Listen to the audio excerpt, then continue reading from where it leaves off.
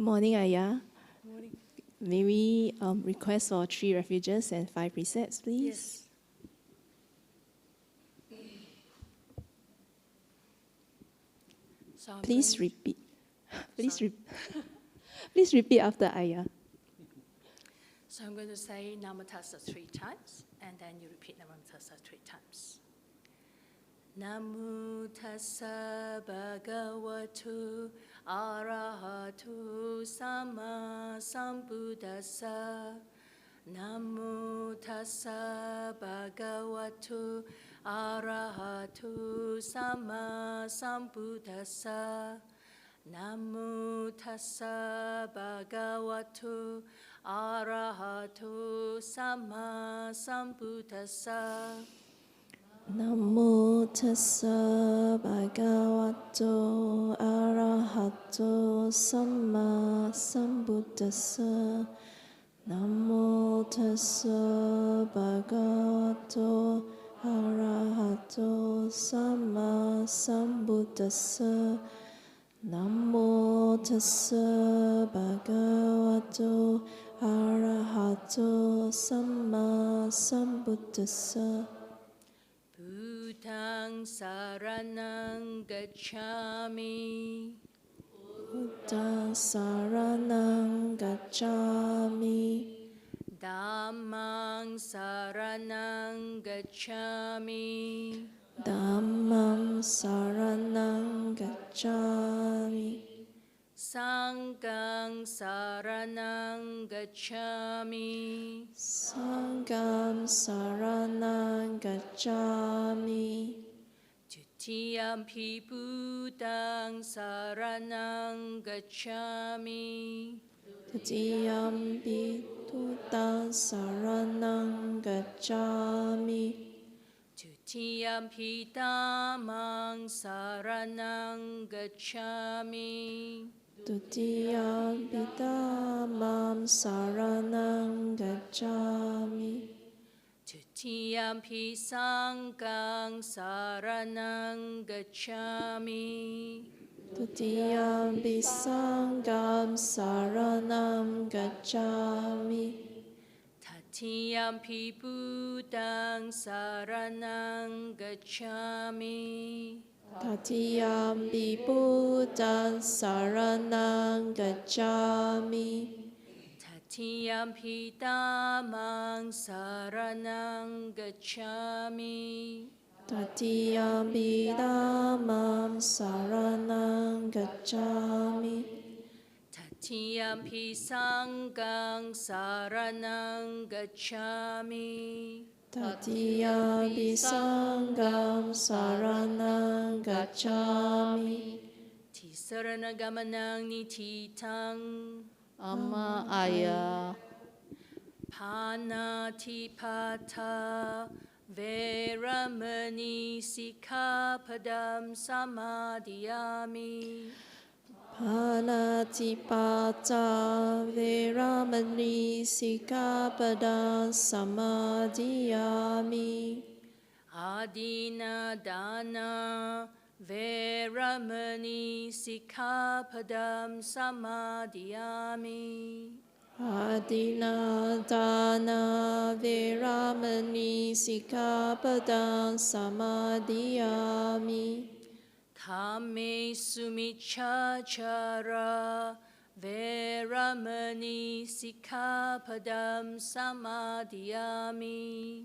Kame sumichachara veramani sikkhapadam samadhiyami. Musavada Veramani Sikkhapadam Samadhiyami. Musavada veramani sikkhapadam samadhiyami. Surameraya Majapamadatthana Veramani Sikkhapadam Samadhiyami. Surameraya Majapamadatthana Veramani Sikkhapadam samadhiyami. Imani pancha sikkhapadani silena sukhatinyanti silena bodha sampada silena nibbutiyanti tasma silang visodaye. Sadhu, sadhu, sadhu. So may all of you keep the 5 precepts for your happiness, for your prosperity, and for the attainment of Nibbana. May we continue with the Metta Sutta in English?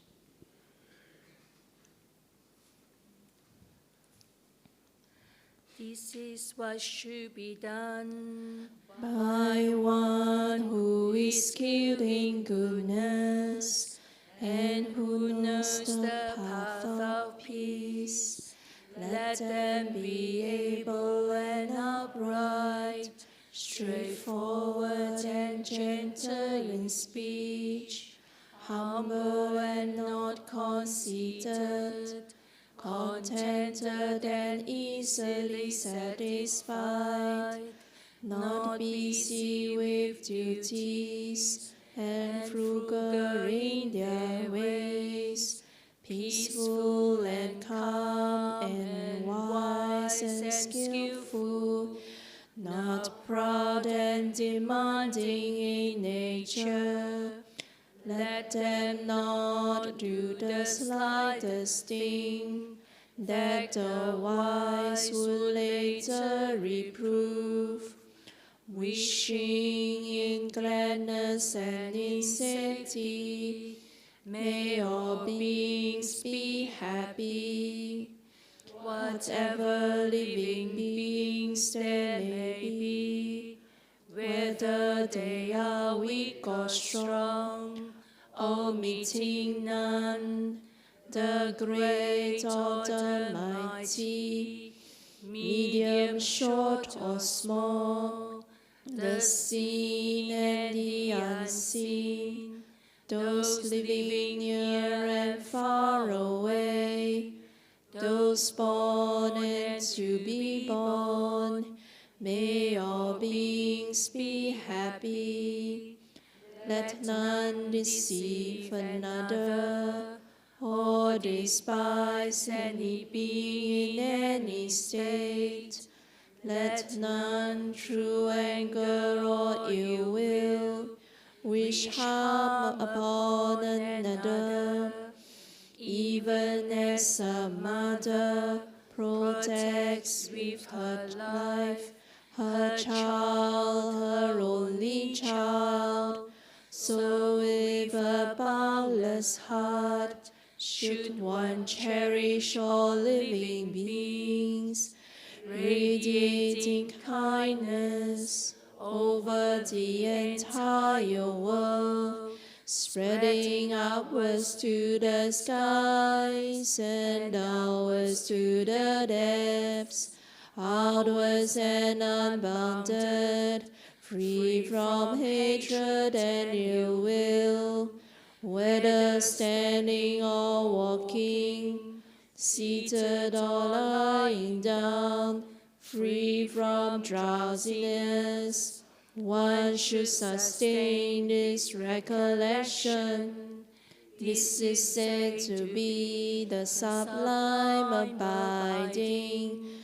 By not holding to false views, the pure-hearted one, having clarity of vision, being free from all sense desires, is not born again to this world. Sadhu, sadhu, sadhu.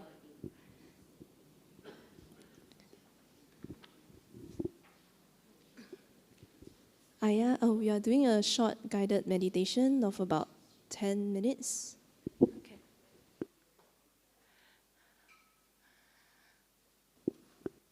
So please stay in your meditative position. And close your eyes.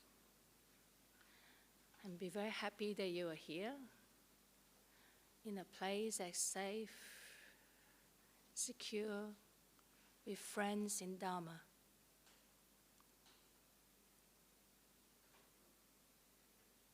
Take a few gentle breaths. Relax. And stay in silence.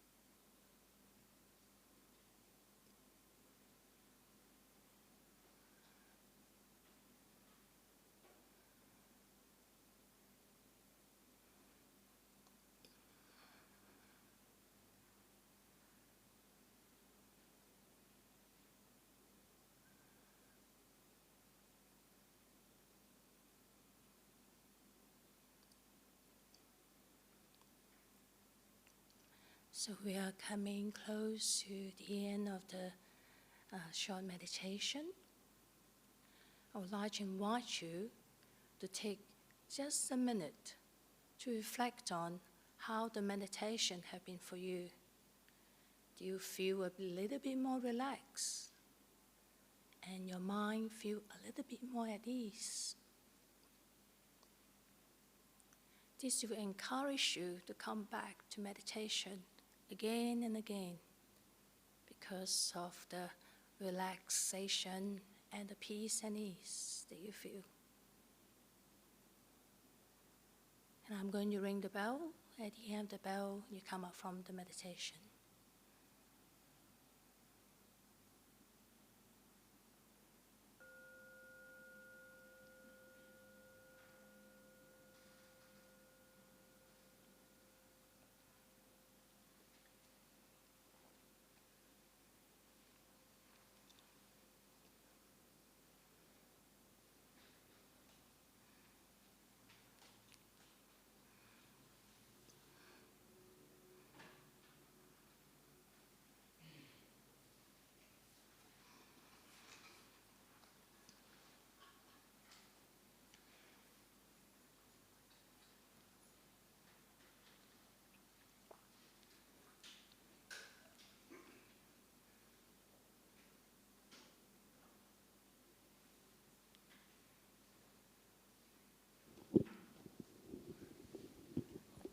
Ayya, you may continue the Dhamma talk. Thank you.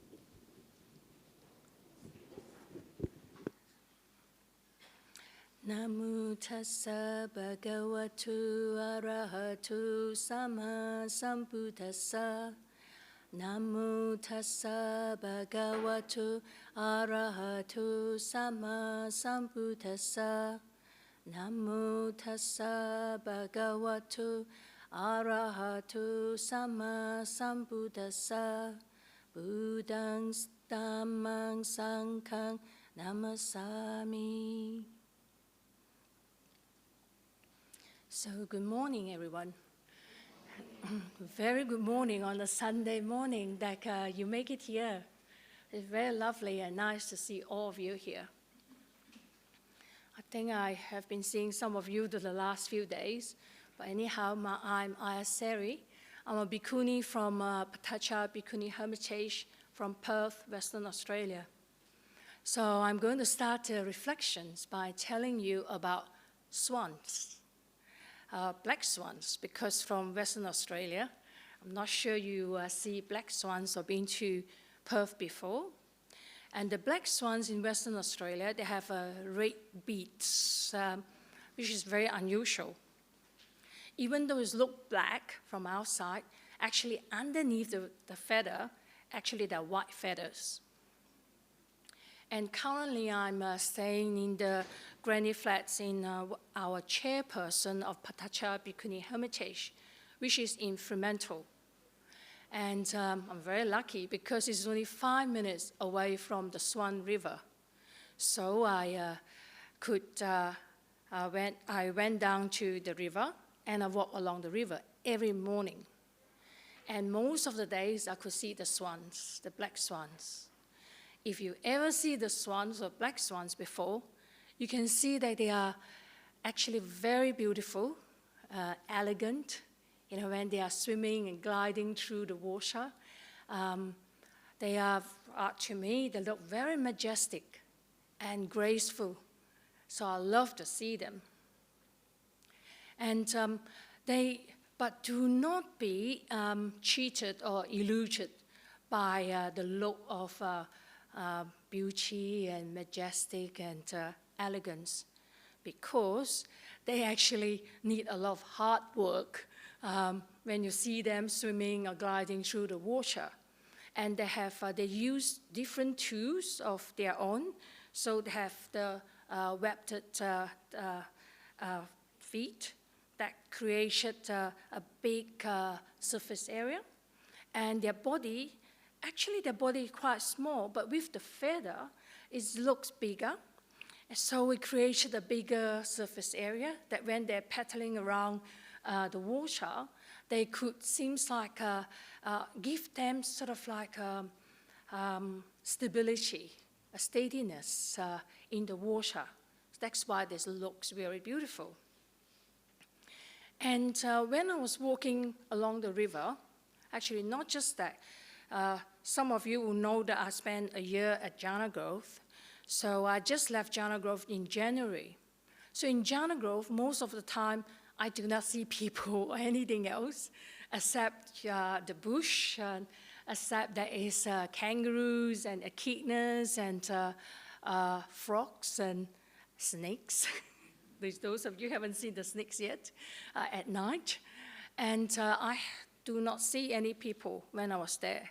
But when I'm along the river, I actually, I have water, the river on one side, and the traffic on the other side. And in the middle, I will meet lots of people on the walk and dogs, which I love dogs, which is very lucky. So it's a big change for me, go from Jana Grove, the quietness and not seeing many people, and then into Fremantle and Swan River. And as I go back to the swans, they are so beautiful, elegant. So I was reflecting when I was walking along the river, it would be great if we can glide through and swim through life, samsara, like the swan, elegantly, gracefully, without struggle, isn't it?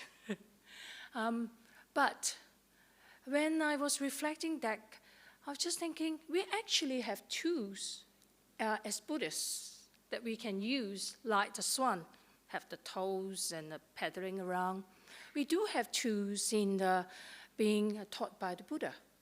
We have, I spent the whole day yesterday talking about the power of goodness. So we have the 5 precepts, we have the Eightfold Path, we have all the Dharma that the Buddha has taught us. So like the swans, we do have the tools that we can use, that we can swim through samsara like the swan.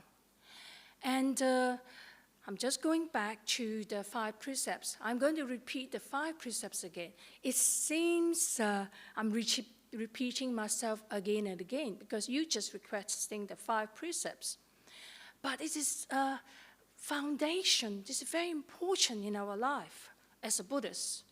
Especially, I have been encouraging everyone not just to look at just what we cannot do, but the positive, the cultivation that we can do with the 5 precepts. So I'm just going to read through it. So the first precept just now that all of you have commissioned, not harming living beings. But most importantly, we can do something else, that is to cultivate loving kindness. And not to take what is not given, but actively cultivating generosity. And not to commit sexual misconduct. And actively cultivating contentment with what we have. And trustworthiness, and live up to our promise. And not to tell lies, and actively cultivating speech that is kind, honest, and bring people together, and trust of truthfulness. And not to take drugs and alcohol that cloud the mind, and actively cultivating mindfulness and clarity of mind with meditation, with stillness. So the power of goodness that I have been talking about actually gives us the confidence and the courage to allow us to navigate through all the challenges and difficulties in life. So we have mindfulness, or the stillness, which is one of the Eightfold Paths, so Sila, Samadhi, Panya. Sila is the morality and the speech and the livelihood. Stillness is the mindfulness, the stillness from meditation. and right effort, and also the panya, which is the right understanding and the right, now I've forgotten about it, thoughts, thank you. And then for the three, one of them like the mindfulness and stillness. And it gives us a clarity of mind that, like the swan, you need to know, okay, the wave is coming, or there's any obstacles or danger in the river. That, because when you're swimming around, like the swan, like us swimming around samsara, we need to know where's the danger, where is the obstacles.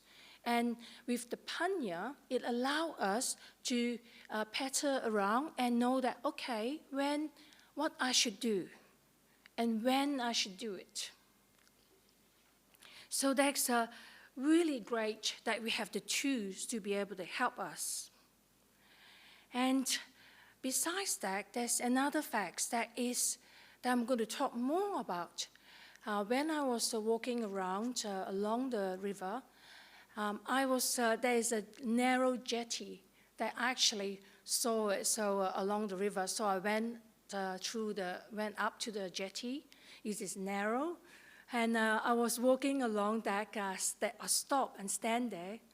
I feel really dizzy because especially there's strong wind blowing, like our 8 worldly winds, the gain and the loss, and praise and blame, the disgrace and fame, and the pleasure and pain. Do I get all those 8? So that is just like the wind. And I feel dizzy. Another factor is there's water gushing through underneath because it's Swan River. That part of the river that I was at in Fremantle is quite wide, so the water gushing through really fast. So that's how I feel dizziness. So it's good reflection for us to see how do we keep our seats in that blowing wind, in that gushing water. That is equanimity. So equanimity is another way that you can say it, is how to stand in the middle among whatever conditions, stormy weather and rain, or just dry or windy, whatever weather, like the weather in samsara, we will be blown around the ups and downs of life. That's every one of us, single one of us have to face. So I'm going to talk more about that, but I also want to say that the equanimity, we need to practice again and again. All the tools we have, not just that, okay, I took the 5 precepts, that's it, put it in the cupboard, and then next week we're going to commit ourselves again. It is something that we can use. It's easy when there's nothing happen in life, everything goes smoothly. But some of us, or all of us, sometime or another, we will be being thrown, life will throw us with all the disagreeable suffering and conditions, waves, storms, whatever, to our way. Like old age, sickness, and death, everything. So how do we keep our seats? I'm going to give you some examples about working and practicing again and again. Not sure about this one, but I love this story. Anyhow, I'm going to tell you. This is something that happened in the monastery when I was a younger nun. One of the day, there's a time where there is no anagarika. So the nuns at the monastery at the time decided that we are not going to drive inside the monastery. So those of you been to the monastery, Dharmasara Nuns Monastery, at the time of our stay, Ayya 𝑦𝑦𝑎, she was the abbot, and she's, of course, is my teacher. So we need to take the garbage from the nuns' cottage all the way to the gate. I think it's about 1.5 kilometers or more that long. So we don't walk normally, someone will drive. But there's no anagarika, so no one could drive up there. So we normally will ask the supporter, the lay people who come for dana. After dana, we will load their car with garbage, bags of garbage, and they will drive up to the front of the gate. But next Sunday, we have forgotten what we're going to do. We're left with all the garbage. The collection day is on Monday. So 𝐴𝑦𝑦𝑎 actually say, all right, today, this afternoon, 4 o'clock, I think it's a summer day. I can't really remember. You know, summer in Perth is very hot. So she say 4 o'clock, hopefully it's not as hot as normal. She said she's going to put the garbage bags into a trailer. So normally the trailer is being hooked onto a car. But she says she's going to put onto the trailer. We probably have 4 bags or something like that. It's difficult to carry on your back. So she's going to put it onto the trailer. And then she says she's going to push the trailer up to the front of the gate, 1.5 kilometers. And so she said, well, any one of you would like to volunteer to come and help her, please gather there at 4 p.m. So I must say, all the nuns turn up. I think at that time, probably 4 nuns, with her 5. So we all turn up. So we put all the bags onto the trailer, and then someone got to pull at the front, the rest of us got to push from both sides. It's hard work. But we have fun, because 𝐴𝑦𝑦𝑎 makes sure that it is fun, you know, so we talk, we have jokes and things like that, but we're all really sweaty. And remember, the trailer actually is heavy as well. It's not just the garbage. The garbage is not as heavy as the trailer. By the time that we push it to the front, put the garbage back into the garbage bin, we still need to push it back. But none of us complained. So because we have fun and the abbot and the teacher was with us, we can't really complain. I was reflecting about that incident recently. Some of you might say, you all are mad. Why are you so silly? Just drive the car up to the gate. That's it, finish the story. But when I was reflecting the story, I realized that 𝐴𝑦𝑦𝑎 is actually, I was a young monastic at the time, so she was trying to teach us a lesson in keeping our promise. So we all agree, as nuns at the time, things changes all the time, but at the time we all agree saying that we are not driving on the monastery compound. But she's trying to teach us the lessons that once we agree and promise something, we need to keep our promise, especially as monastic. That's what we're training for. And all of us as monastics at the time, we voluntarily agree or to take up the precepts, to be ordained, to be trained there. So nothing stops us from walking out the monastery door and leave. But once we promise something, we need to keep the promise. So remember just now that I mentioned about one of the precepts? Can't remember which one now. So number 3, not to commit sexual misconduct. It seems to just like that, but the main idea is you keep your promise to your partner, to your husband or wife. That is the main idea, the essence of that as well. So not just keeping the promise of precepts, or you agree, come and help out here. So you say you're going to be here at 3. You come here at 3. That is the promise that you keep. Like this morning, I have been telling people that I was amazed people come at 7 o'clock to offer me breakfast. Imagine that what time they need to get out to go to get the breakfast dana and come here and offer. So that is the promise that those people agree, and they kept their promise. So this is a practice, even though it's a small matter, seems like. So that's one story. So even as monastic, we need to practice again and again. And so The tool's not just there, but we need to practice it, use it, practice it every day, if we can, or incidents, so that we build up our muscle. When things happen, very challenging conditions, a situation happen, then it is easy. We can just we already incline practicing goodness. We will have no problems in choosing goodness.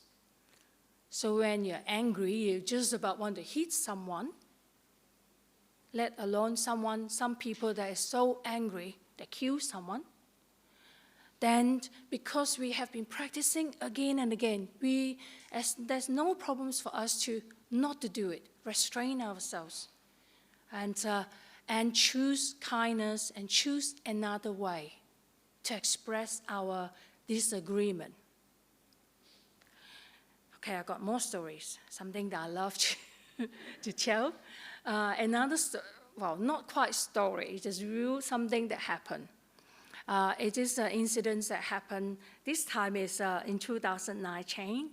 I call it Pavarana in ED. ED means emergency department. Pavarana is a ceremony that we do as monastic at the end, the last day of the rains retreat.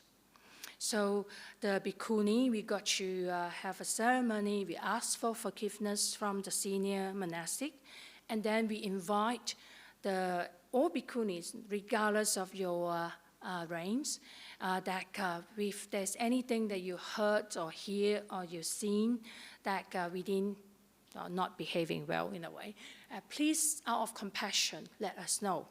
After that, for bhikkhunis, we need to go to the monks' monastery, which we go to Bodhiana monastery. Then we ask that again to the bhikkhus. So that's the bhikkhuni. We have two sangha to ask for.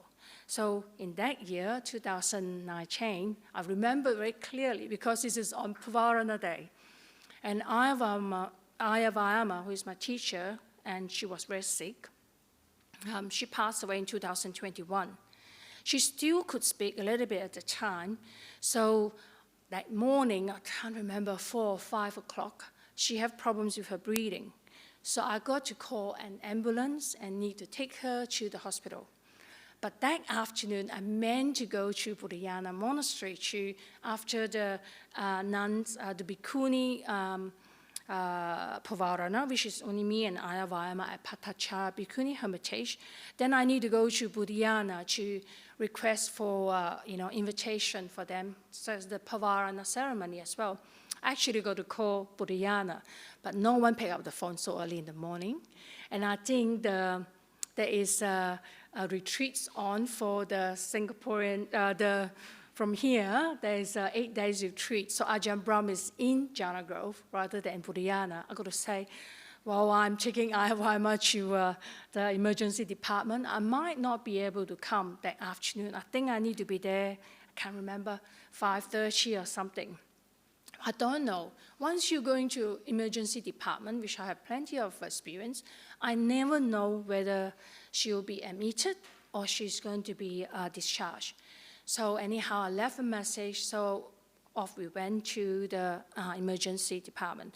I'm very familiar and we are ready, so I always have a pack ready with all my robes and everything to go with me, because I might not be able to return that night, which I always need to have all my essential robes with me to the wherever I am.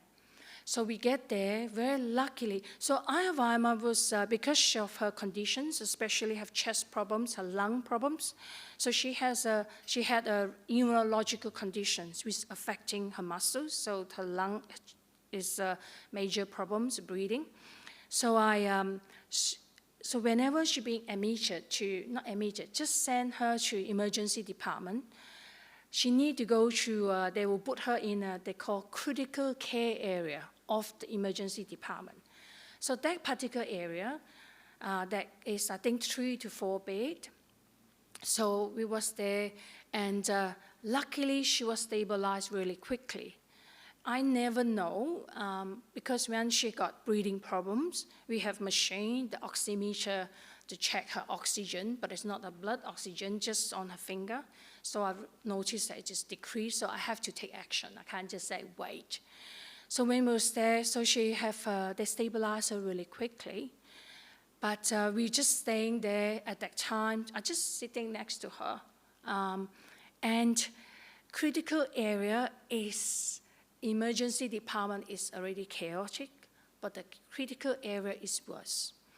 At the time in her bed, next to her bed, there is an old lady coming in because I heard them getting ready. You know, they have respiratory team, they have cardiac team, they got trauma team, because there's an old lady who fell and hit her in her head at home. So they're all getting ready. I could see all the commotion going on. They're getting ready for this patient to come. But both of us just sitting there. Our environment was stabilized, so we're just waiting for her to be discharged. Basically, they say she's okay, but we can't do anything. So, but that is Pavarana Day, as I say. We haven't have our ceremony, and our environment we were just saying, yes, why don't we just do our Pavarana ceremony at the critical area of ED? It's interesting. So we say, yes, let's do that, because we never know. If her condition changes, she might not be able to do it. And because I need to do that first before I go to the Bhikkhu Sangha to request for Pavarana. So we just sat there and we chanted quietly. We did our Pavarana ceremony, and I even asked for forgiveness from her. And among all the chaos that's happening in ED, I was reflecting about that. I say, you know, officially, she don't need to do that, because as a sick person, there is allowances for a sick person. I have to do it. I might still need to go to Bodhiana. I must say, Ajahn Brahms is very kind. Sometimes they make some allowances. I did once, the year that she passed away, just a few weeks before she was very sick. We did it over the phone or on Zoom. That's the first time ever, because I just can't travel. It'll take me about 1.5 hours to get to Bodhiana. I live in another layperson's place with Ayya, which is quite about 1.5 hours away from Bodhiana. And then another 1.5 hours I got to travel back, even though the ceremony only takes probably 5 to 10 minutes. But anyhow, that day, I was reflecting why that we need to do it. You might ask, there's allowances. Why don't we take that? I must say, I realized that Ayya Vayama, she was trying to be putting in her effort to incline her mind towards Buddha, Dhamma, and Sangha. She was trying to teach me, not just her mind, my mind as well, which is her student, with her at the ED. She's trying to teach me a lesson of inclining my mind towards Buddha, Dhamma, and Sangha, even among emergency, even in critical conditions. So she wanted to practice herself, but she was also trying to pull me along. That day, that incident left a very deep impression in my mind. To incline my mind towards Buddha, Dhamma, and Sangha, regardless what conditions and situation. And I was really inspired by Ayya Vayama, by her unwavering resolve and her faith in the Buddha, Dhamma, Sangha. I'm sharing this incident with you to encourage you to do the same. Incline your mind now. Practice now.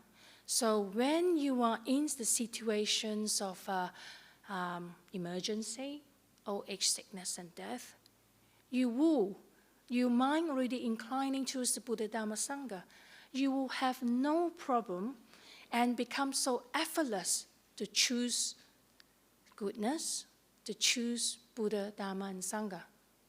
That's what we want to do. And okay, I'm going to take this opportunity. Ayya 𝑦𝑎 has a favorite Dhammapada verse. I actually read it out at her funeral service, and I can't help it. I must read this out to you too. It is Dhammapada 91.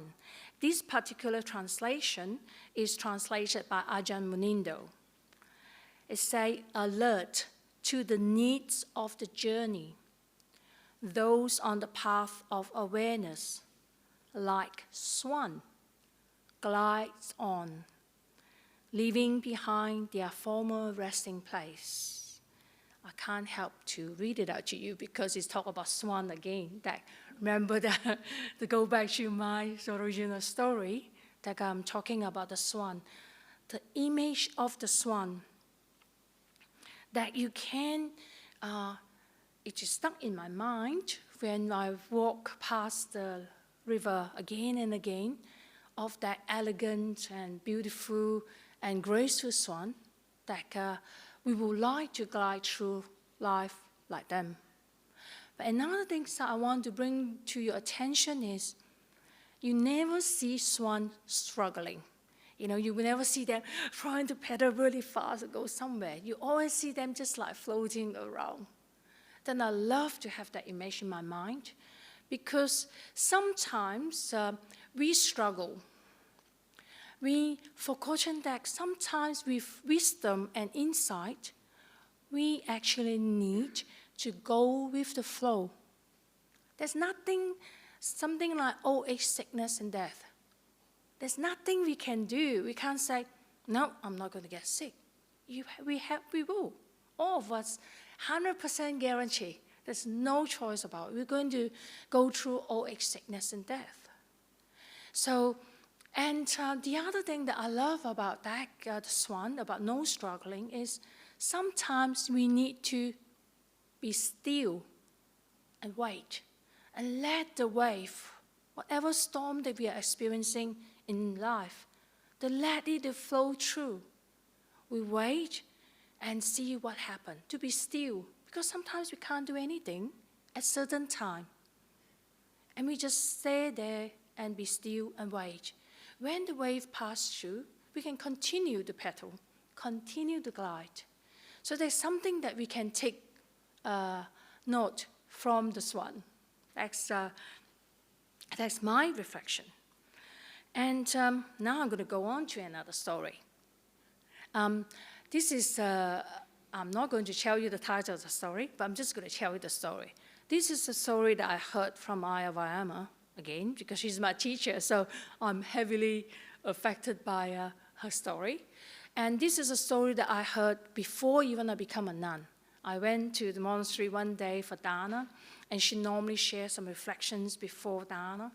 So I remember the story, but I can't remember what she actually said. But I'm going to use that story to show you or to demonstrate that how we can use that in the practice. So this is a story. That's how it goes. So in the ocean, one night, it's very stormy, there's fog, and there is a ship in the ocean. So then suddenly, while they're flowing, the ship is sailing really sort of happily or effortlessly. And then, because it's stormy, you can't really see really well. And suddenly, there's a bright light in front of the ship. So the captain of the ship quickly goes to send a message and then say, yep, you are, whoever you are on collisions with the ship that I'm on, change course to 10 degrees north. And then this captain received a message saying that, negative, you change course to 10 degrees south. So the captain, you can see the light getting bigger and bigger. That means the object is getting closer and closer. So the captain is really, of course, angry or furious, say, you do not listen to me. So he sent back another message saying, I'm Captain so-and-so, and you have to change course to 10 degrees, do I say north? And the message come back again saying that, negative, I am whatever rank. The rank of the person is quite low, very low. So say, no, negative. You have to change course to 10 degrees south. So the captain even getting more urgent and getting angrier. I am U.S. Marine warship. I'm the captain. You have to change course to 10 degrees north. And the reply from the other side is, I am a lighthouse. I love it because that's exactly what happened to life, isn't it? Sometimes we just keep on saying that, no, you got to change. You're trying to do everything you could in life, trying to change the conditions. But we keep on banging sometimes on old age, sickness, and death. Things that we cannot change, like the lighthouse.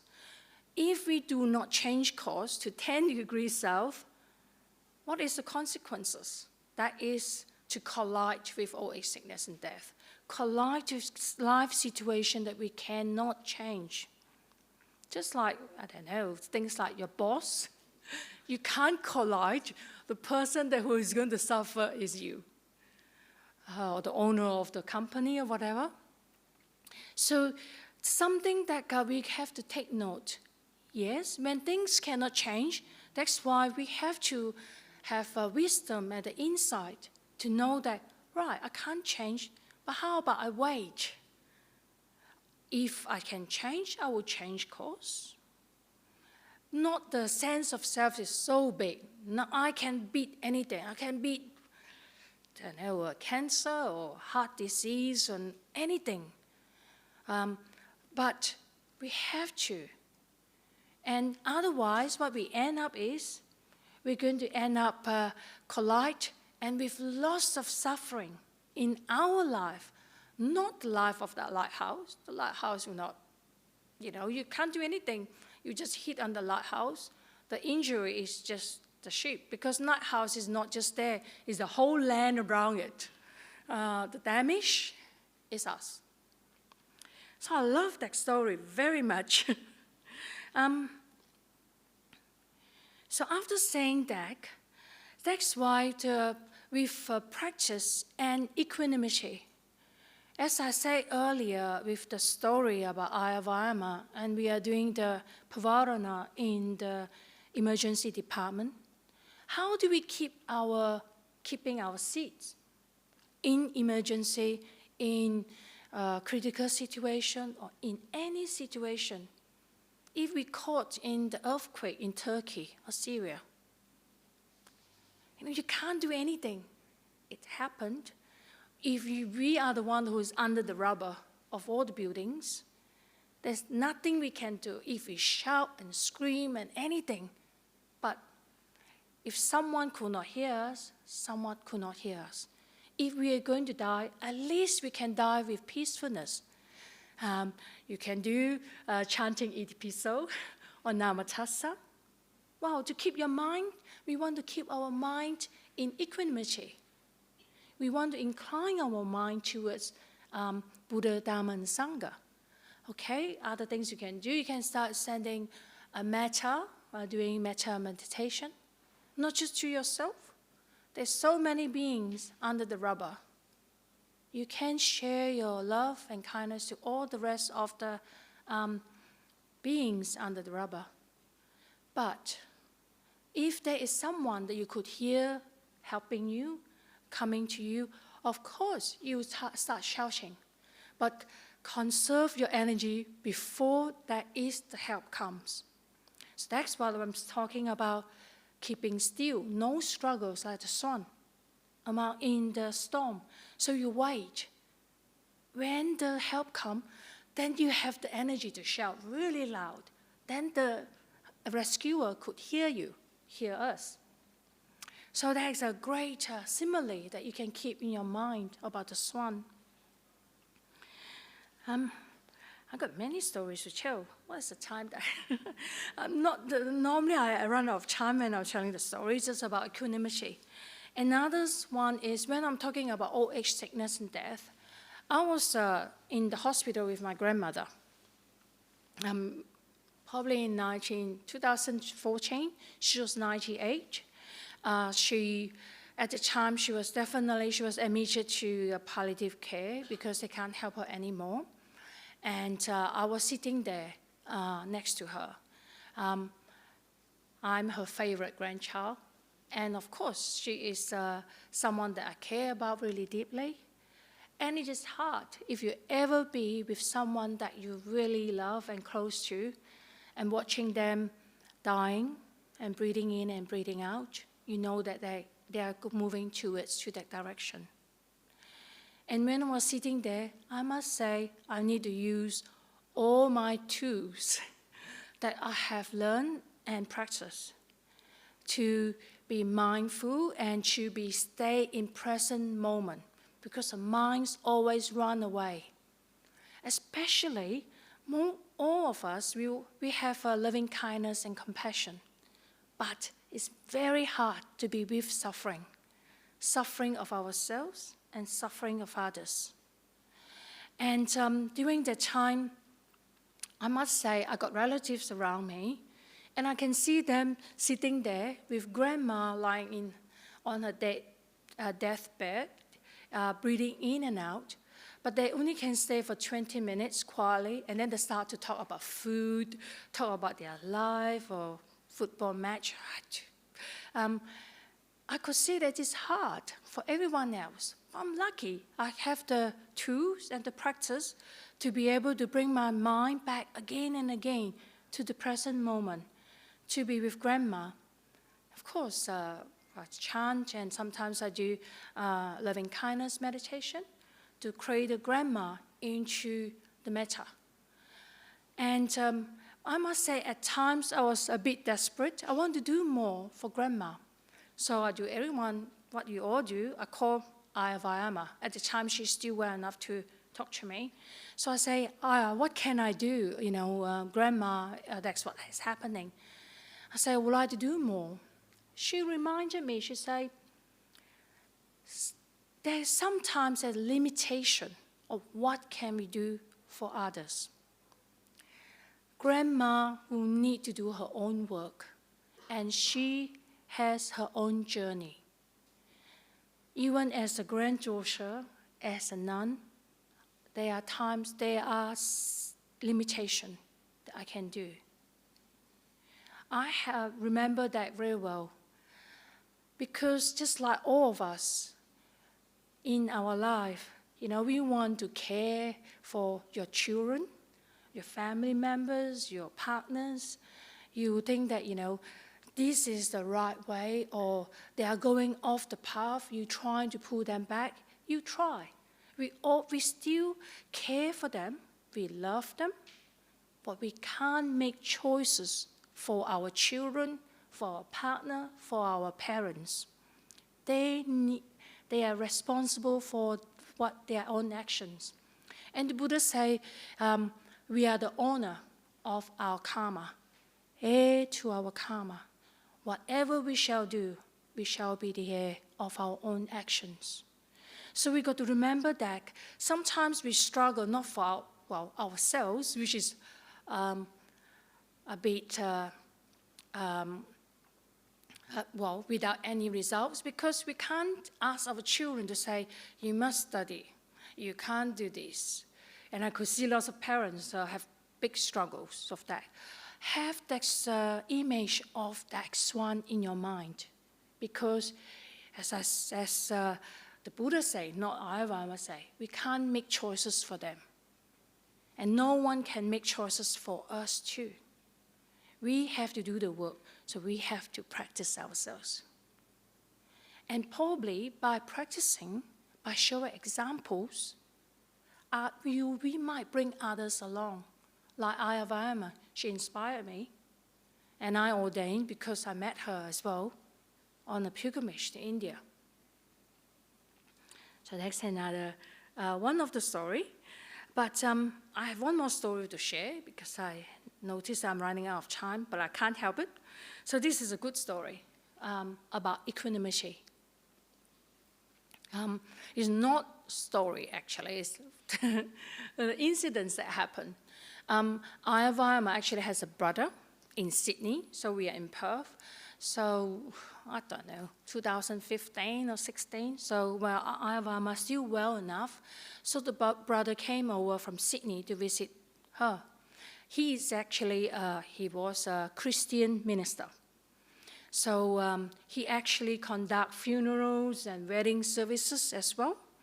And 𝐴𝑦𝑦𝑎 used to be, the family are Christian. She actually used to be a Sunday school teacher. That's what she told me. So from the same church as the brother. But of course, she met the Dharma in Sri Lanka. So he came over. At the end of the trip, he's just about to travel back to Sydney.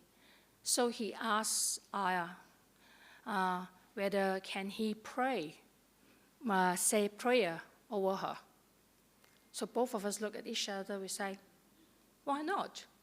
You know, someone, another religion who say prayer over us, we very clearly know that non-self. Saying prayer over us doesn't make us less Buddhist. So we say, why not? So I was sitting here and with the brother and sister sort of across the table from me, and he stood up. He stood next to 𝐴𝑦𝑦𝑎 and started to say prayer, asking God to bless 𝐴𝑦𝑦𝑎, his beloved sister. And he even asked God to bless me as well, which is very lovely. But one of the things that I observe is there is no hostility, there's no competition, and it is the atmosphere in the room is full of harmony and loving kindness.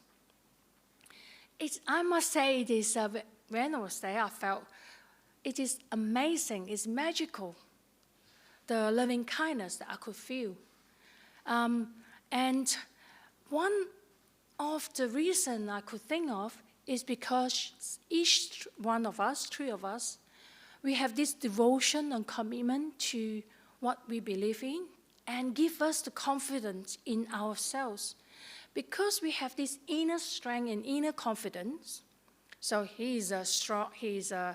of course, he's still a Christian because I still have contact with him. Occasionally, I will send him a text message, even now.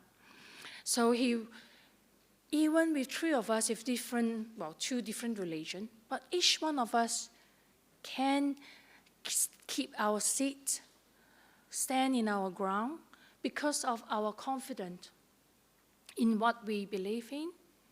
And that also opens us up to human goodness. So it is universal. We don't need to fight, argue, because we are different religion. I must say sometimes he will send a card before that to Ayya saying, may God bless you at Christmas time. But we happily accept his good wishes and goodwill. So share that with you, because when we have our inner confidence and belief and practice, it allows us to keep our seat in whatever stormy weather, whatever situation in life, and even with other people from other religions. We could open our heart to goodness and also keep our seat wherever we are.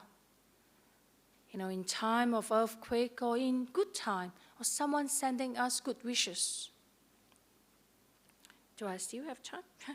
So I'm just going to mention again, with that, when our practice of equanimity matured and deepened, it is expansive, like big, can encompass everything, goodness from everywhere. And also, when it is vast, and it is warmth, and it is soft, so it is not a hard-boiled egg, you know, cold, and sometimes people think that equanimity, you just stay here and cool. Whatever happens, you don't care. It's not. You still care. Just like our body, when we're sick, so we look after our body, we do whatever we can, we exercise it, but we knew that sometimes there's nothing we could do. then with equanimity, we will be able to accept whatever just happened. We did our best, but we will accept, the body will break down. When times come, so our mind will be able to keep our seats. We have been inclining our mind towards the Buddha, Dharma, Sangha, towards the goodness, and we know whatever happened, if the tree being chopped off, it will drop towards the Buddha, Dharma, Sangha. It will drop towards goodness. So I offer that to you for your reflections. Actually, before I finish, I'm going to read out, you all will know about Mangala Sutta, the highest blessings. The last 2 verses, it says, a mind that remains unshaken by the ups and downs of the world, sorrowless, stainless, safe. This is the greatest good fortune. Having performed these things, nowhere can they be conquered. They are secure wherever they go, and wherever we are. This is their greatest good fortune. So remember that and hold the image of the swan in your mind. Then we all can glide through samsara among the waves and the rains and the storm with grace, with elegance, and floating, gliding towards liberation and freedom. Can we say sadhu? Sadhu, sadhu, sadhu. Thank you. Thank you for the lovely reflection. Now we have time for some Q&A. Are there any questions from the floor?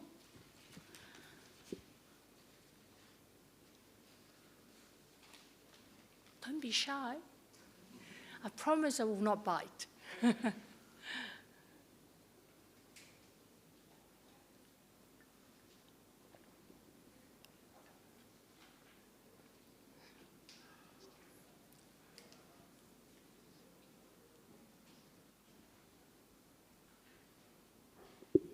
Hello, Ayya. Good morning. Thank you for the talk this morning.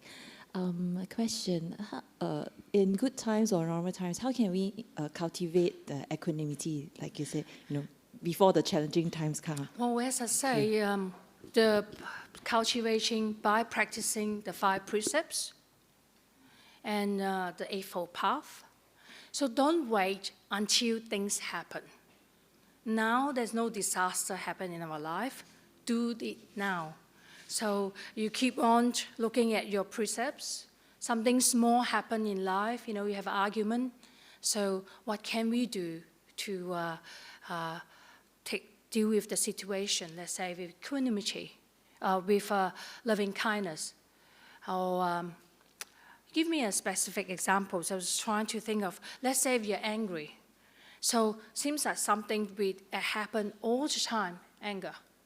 But what do? So we, with stillness, with meditation, so our mind is clearer. So we know, with mindfulness, we know we are getting angry. How? We feel the increased heartbeat, our sweat is coming, we have redness on our face. So this seems like small things. Then we know, okay, today I'm not going to say something immediately because you know you're angry if someone says something to you. So you wait, have a bit of a space before you say something. So this seems like small things, so you just keep on doing it. So when big things happen, you will straight away, all you could think of is loving kindness. Well, I can tell you examples. In quite a few years ago, I was being investigated. They found some lumps on my breast. So they are not sure what is it. So they, of course, sent me for investigation. So I need to do core biopsy and have all this ultrasound and mammogram and everything. So I was waiting there, sometimes waiting for the practitioner to come to do the procedures. Of course, I'm nervous. I'm not enlightened yet. But at least I can do something. I start chanting. I must say I've forgotten. I could not finish my chant. And then what I did is I just go into my metta meditation. That's something that I did regularly. One of the methods of my meditation is metta. So I could just ignore everything that's happened around me, because waiting, you can't do anything. Lying on the table, waiting for the radiographer to come. So I just keep on going into the metta. I started with metta to myself, metta to all the beings around me, and all the radiographer, whoever's helping me. I felt the sense of cool and calm. And so I just let whatever procedures happen. And so that is one of the ways. So don't practice metta then. You need to practice the meditation beforehand.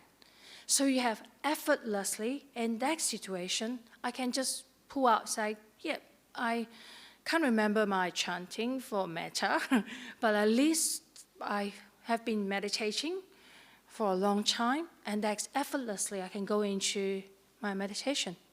So that's something that you can do. And this is just an example. So whatever situation, but don't wait till. The idea is don't wait till something too challenging happen. Then you have nothing to pull out from your toolbox. I do have some supporters in Perth that their family members have cancer. They have been practicing for a long time, but their family members are not.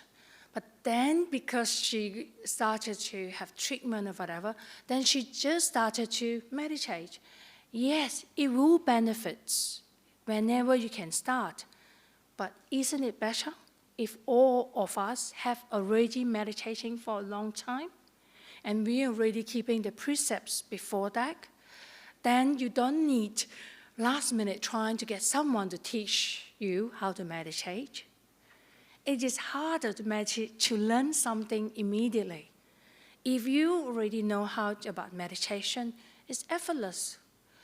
You just need to be reminded sometimes and just meditate. Using all the tools you can. Any other questions? Is it enough to answer your questions?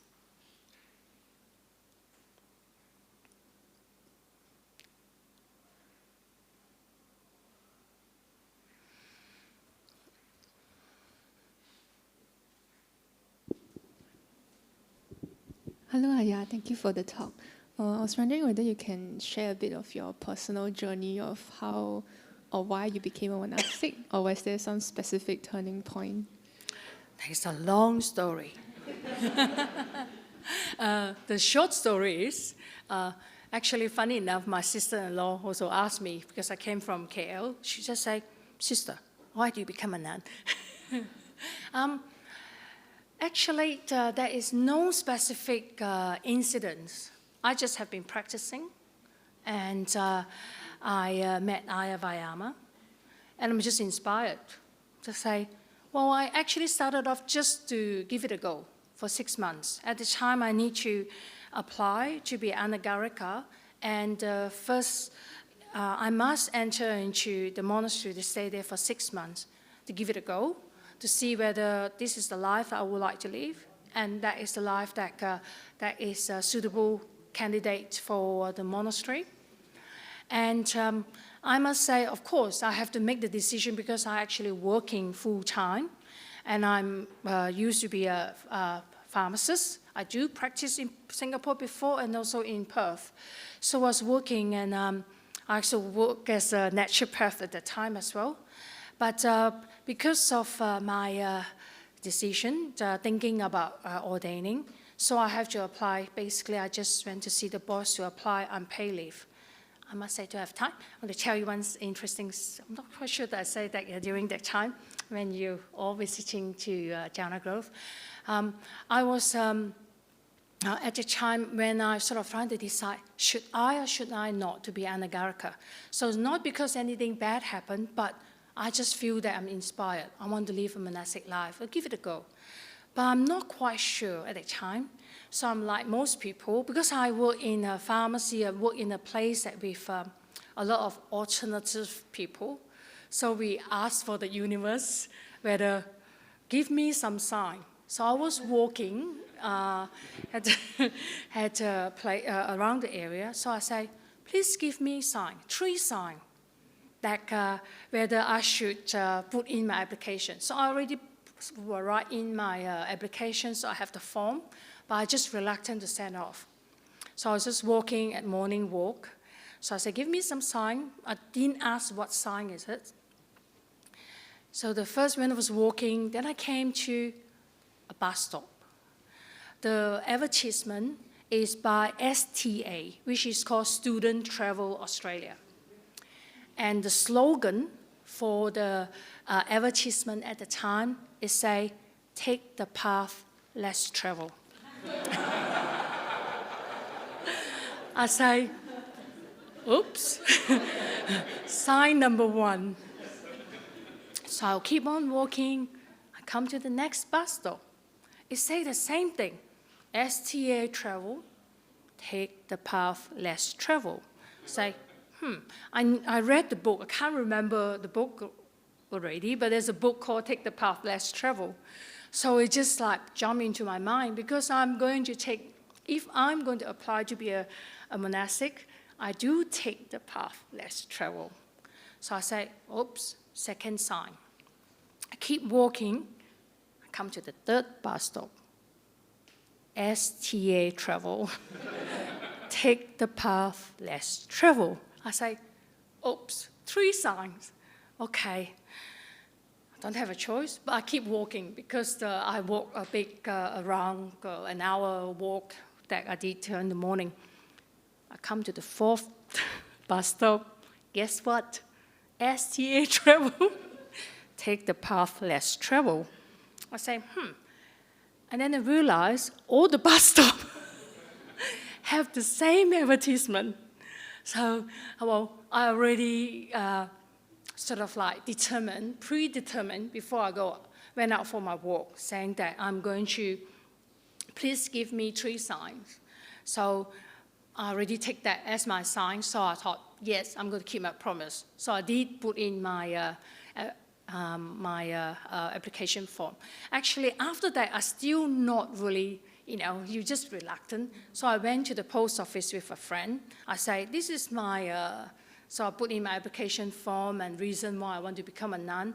I didn't seal my envelope yet. I say, give me a stamp at the post office. I say, don't put the stamp on my envelope because just in case I want to change my mind, chicken out. So I say, I pay, I think $1 or something at that time.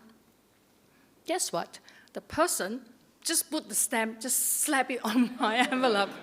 So I say, this must be the sign. So I actually rip off my sticky part of the envelope, seal it, and just put it in and just say, I don't want to know anymore.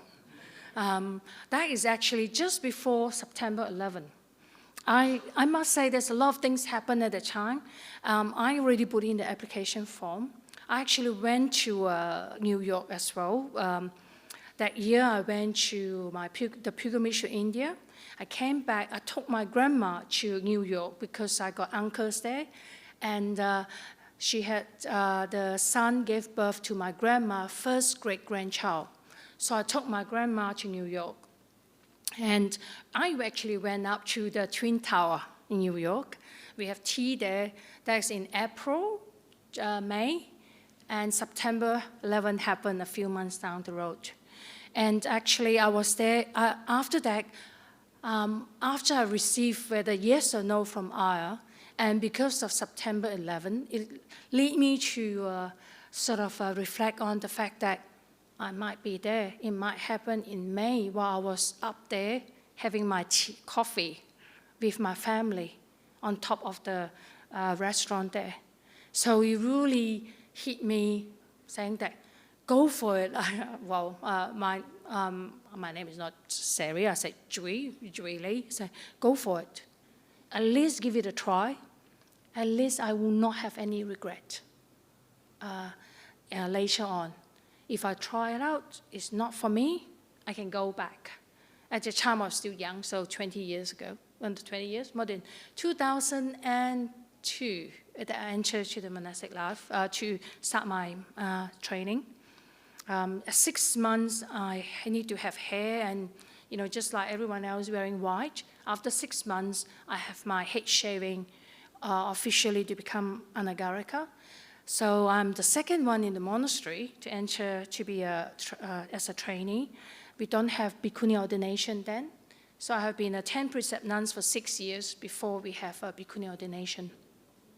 So those of you are starting now, those who are just starting now, you can go, I think they have only 1 year anagarika and 1 year seminary and then bhikkhuni ordination. So I have been 6 years as a 10 precept nuns before I have the opportunity to ordain as a bhikkhuni. So this is wonderful. I'm very grateful. And I can tell you that I have no regrets. That is my best and biggest decision in my life. And I'm happily to still continue to be a bhikkhuni. So I definitely strongly suggest that you have something in your mind. Don't leave it too late. People will say, the monastery will still accept me when I'm 45. But I say, no, you never know what will happen in life, whether it is a monk or to be a monk or to be a nun. Do it now. Give it a go. If you find that it's great, continue. If not, you can't stand the lifestyle, you still can come home. Not the end of the world.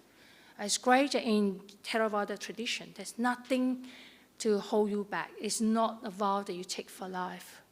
But I will not change it for anything else in the world. I must say that. So there you go. I think we need to stop for Dana. You can come and ask me later on. I'm not quite sure for any time.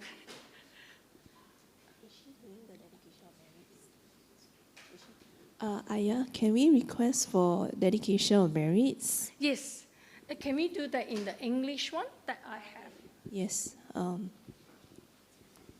Yes. So please chant together with me. It's good that it's in English, so all of us know what we are chanting. May the merits made by me, now or at some other time, be shared among all beings here, infinite, immeasurable, by rejoicing in this cause, these gifts of merits given by me, may beings all forever live a happy life, be free from hate, and may they find the path secure, and their good wishes all succeed. Sadhu, sadhu, sadhu.